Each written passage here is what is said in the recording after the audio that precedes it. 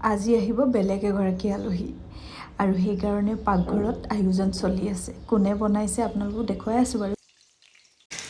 বনাইছো আৰু দিয়া, কিনো কম আৰু লাজ লাগিছে অ'।